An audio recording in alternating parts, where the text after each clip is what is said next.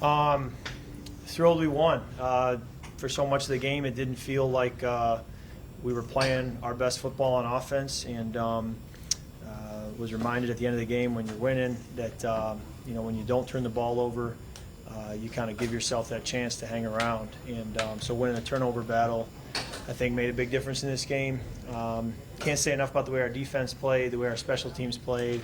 We kept having short fields, which we didn't do enough with, but again, they just kept giving us opportunities and at-bats, and so just real positive. I'm so happy for Dalvin having that run to help kind of pull away at the end. Great to have him be able to come back here to where he's from and just make a crucial play to help us win the game. And I can go on about the defense and special teams, but certainly offensively, there's just so much we can improve on, and I think we've said this at other press conferences as well, post game, that we need to play better, we need to execute better, but it's great to have these conversations after a win as opposed to a loss. So too many 3-and-outs, not enough sustained drives, not enough explosive plays, and it's funny because I went into the game saying, you want to take pride in, hey, we want to give our defense a rest down here in the heat in Miami. Let's stay on the field. Let's convert their downs. Let's have some long drives. Let's put our defense with the wind at their back. And we did the complete opposite, and so that was disappointing. But somehow, some way, our defense just kept answering the bell and standing up and giving us the ball back with great field position. So made enough plays to win, and I have the feeling, I think so many people on our team do as well, we need to be a lot better, and that's what the next several weeks will be about. So I can take any questions you have. Kirk, could you take us through two big offensive plays? Looked like you checked to something on the Jefferson pass down the right side, and then if there was anything special that led to Dalvin's run. I don't know about anything special leading to Dalvin's run. They might have played cover zero. I can't remember. Usually when you get a run like that, it might be because they're all gapped out. But the check, that was just great play design by our coaches, by Kevin, giving us that opportunity, and they gave us the look we wanted to be able to get to that play. And then Justin did a phenomenal job tracking the ball, pulling it in, and then pulling away. And it was a big explosive play for us in the game. We didn't have a ton of them, so to get that made a big difference. How tough was what they were throwing at you defensively? Those scheme-wise moves? Yeah, it's a scheme and a approach that I have a lot of respect for. I knew going into the game that they do some things that are a big challenge, and it becomes a bit of a cat and mouse game back and forth. And they made it hard for us to get explosive runs. I thought they covered well. They were in a lot of man-to-man or match coverages much of the day, and they did a good job with their leverages and their techniques to kind of make our angles difficult to get separation. I thought the pass rush at times was effective and got home, and so it was a combination of factors. And and then there's also plays where you feel like you're just not executing, and so it all kind of comes together to a lot of 3-and-outs and not enough points. When you get off to a tough offensive start like that, no first downs in the first quarter, what are you kind of doing? Is it just kind of let's just chip away, or what's the attitude? I think chip away is a good approach. What you can't do is try to make something happen, because that's where I think you get yourself in trouble with Turner. You have to fight to stay patient, fight to let the game come to you. And so that was what I was reminding myself, was not trying to go look for something, still just let the plays present themselves. And with the way our defense and special teams was playing, if we protected the football, we were going to be hanging around. And so it didn't feel like we had the lead for parts of the game, but we did. And Nick Mullins did a great job reminding me of that. Hey, we got the lead, and one touchdown can be a major difference in this game. Kirk, I'm along with Jefferson. Is that inside step he takes there to kind of fill it deep over, or is it to make sure that the coverage stays the same, that he can get that wheel route behind Adam? Yeah, I think he's just trying to get that leverage there and make sure he's not, giving away the route too quickly. And you want to be able to win at the line of scrimmage first before you take off on your route. Ken was telling us he was pretty upfront and vocal during the week about the weather and what he wanted you guys to do and all that. And I know there's lots of different ways to look at it. Some coaches will say, doesn't matter, we're not talking about it, just play football. To what extent did that particular approach aid you guys today, you think, and just the prep work heading in? Yeah, appreciate the chance to talk about it.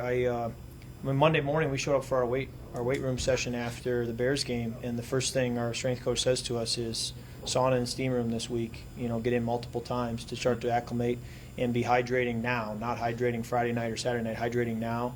And it's not crush 3 water bottles in a row at the same time. It's every 15 minutes be drinking throughout the day, all week long. And so it was a measured approach going back to Monday. I think the approach showed up with the defense more, because when you're 3 and out all game long, we were pretty fresh. I think Justin and Adam could tell you they could run for days. But and I say that I'm smiling, but I'm sad about it. Defense though was just tremendous. I don't know how they did it, but they did. And I got to give a lot of credit to Chad Lundeen and the group that was holding the sunshades for us, like we were Pharaoh, and fanning us. I felt a little bit privileged sitting there, but it made a difference, because I'm sitting there like really comfortable with an air-conditioned bench and a sunshade, and we keep going 3 and out. I didn't feel like I deserved an air-conditioned bench and a sunshade, but Chad Lundeen and the gang did a nice job. I mean, how did you feel at the end of the game? Like it was a normal game? Yeah, just the thing for me was gripping the football. Yeah. With the moisture. Very quarterbacky thing to say, but just the quarterback towel, the sweat. Just trying to manage that. How much were the conversations with Kevin on the sideline talking about like staying patient? Yeah. That type of mindset. Yeah, well, I think there were times where, the plays were there and we didn't execute. So I'm walking to the sideline saying, "Hey, I got to play better. We got to play better." Like that's not a play design thing, And then other times plays just were getting stopped, and the thing is, plays complement and build on each other. So you have a negative play on first down, now second down's affected, third down's affected. You have a positive play on first down, now your second down's affected, third down's affected. So, one possession that really bothered me was we got the ball. I think they may have faked the punt. We get the ball in very favorable field position early in the second half. And you're thinking, at least we're getting a field goal here, and we just went backwards, and now we're punting. And those are the kind of possessions where you say, we have to find ways to at least get 3 there. Is there anything specific that stands out to you, is even though the team isn't playing its best ball, as Yeah. you said, that Yeah. you're able to still be 5-1? Yeah, I mean, to have these conversations after a win is so much more enjoyable than after a loss. Very much the inverse of 21. I would walk off the field after we had lost and said, we're playing so well. We're playing so well, and somehow, some way we lost, but we're playing at a very high level. This year I'm saying, gosh, we can play better, but we won. And it's just kind of an inverse, and I'll take this any day. Kevin talked about the positive vibe on your sideline. From our perspective, it does look like you and Kevin are having intense conversations. Yeah. Can you describe them?